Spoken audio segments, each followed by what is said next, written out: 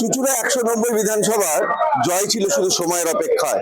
কারণ সুবীর নাগ প্রথম থেকেই বলেছিলেন, মানুষ যদি ভোট দিতে পারে, স্বতন্ত্রভাবে মানুষ যদি, কারণ আমি ভূমিপুত্র, আমি মানুষের জন্য কাজ করি। সরাসরি জয়ের পরে পেয়ে গেছি কিন্তু সুবীর নাগকে। দাদা, জয়ের জন্য অভিনন্দন। কেটিভি বাংলা আপনাকে স্বাগত।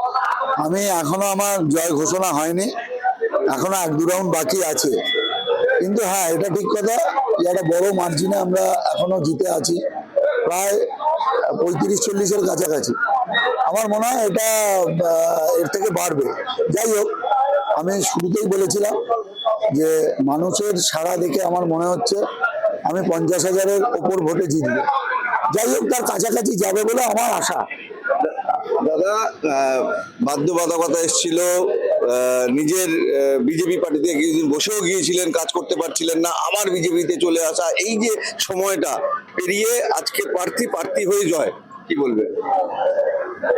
কিছু ইনফরমেশন আপনার কাছে ভুল ছিল। আমি না বিজেপির থেকে কোনোদিন বসে গেছি, না পরে ফিরে এসেছি।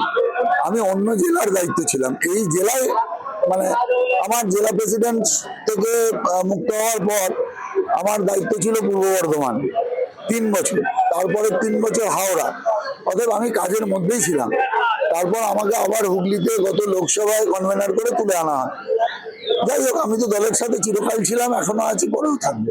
হুগলির মানুষ আপনাকে সাড়া দিয়েছে, আপনার পাশে দাঁড়িয়েছে, তাদের উদ্দেশ্যে কি বার্তা দেবেন? সব থেকে বড় কথা হচ্ছে, জয়টা সুবীর নাগের জয় না, এ জয় জনতার জয়, এ জয় প্রত্যেকটা মানুষের জয়। কেন, সবাই আমার জন্য কিছু না কিছু করেছেন। যারা করেননি আমি তাদেরকেও এই জয় উৎসর্গ করছি। এই জয় সবার, এই জয়ের আনন্দ সবাই উপভোগ করুন, সবাই শান্তিতে থাকুন, সবাই ভালো থাকুন। কারোর প্রতি কোনো অন্যায় হলে সুবীর নাগ তার পাশে আছে। দেবাংশু ভট্টাচার্যের উদ্দেশ্যে কি বলবে? ছোট ছেলে, দুবার বড় ভোটে লড়ে ফেলেছে। যাই হোক, যে কোনো জায়গায় আমার একটাই শুধু ওর উদ্দেশ্যে বার্তা, যে শুধুমাত্র সোশ্যাল মিডিয়া বা মিডিয়ায় বলে রাজনীতি হয় না, মানুষের কাছে যেতে হবে। কোনো একটা সিটকে বেছে নিয়ে দীর্ঘদিন সেই সব এলাকার মানুষকে পরিষেবা দিতে হবে। আমি 30 বছর এই মাটিতে আছি, এই বিধানসভায় কাজ করছি, মানুষের সুবিধা অসুবিধা সবকিছুতে পাশে দেখেছি, তবে মানুষ আমার উপর ভরসা রেখেছে। দাদা, তৃণমূল যখন ক্ষমতা এসেছিল 2011 সালে, তখন দেখা যায় রাতারাতি সমস্ত পার্টি অফিস দখল হয়েছিল, কালার চেঞ্জ হয়ে নিজেদের কালার চাপিয়ে দেওয়া হয়েছিল। আজকে আপনি জিতলেন চুঁচুড়া বিধানসভায়, কি হবে আগামী? কথা দিচ্ছি, একটাও পার্টি অফিস দখল হবে না। আমাদের সমস্ত কার্যকর্তাদের আপনাদের মাধ্যমেও বার্তা আমি দিচ্ছি, কোথাও কেউ এমন কিছুভাবে আনন্দ করবেন না যাতে অন্যের অসুবিধা হয়। মানুষ আমাদের উপর আস্থা রেখেছে, ভরসা রেখেছে। শুধুমাত্র আমরা তৃণমূলের থেকে আলাদা বা আমরা ভালো করতে পারি সেটা ভেবেই তো ভরসা রেখেছে।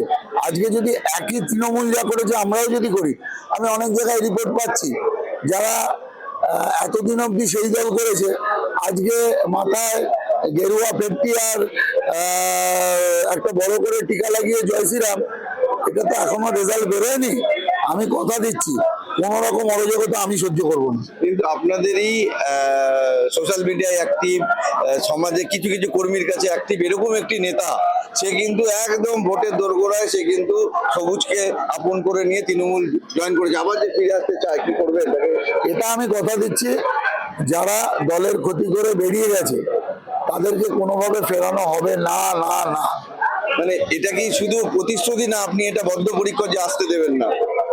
আগামী দিন সে কথার আপনারা উত্তর খুঁজে পাবেন। সে বাদ দিয়ে অন্য তৃণমূল কর্মী যারা এখন ওখানে নাবিশ্বাস হয়ে উঠবে, তারা যদি আসতে চায় তাদেরকে?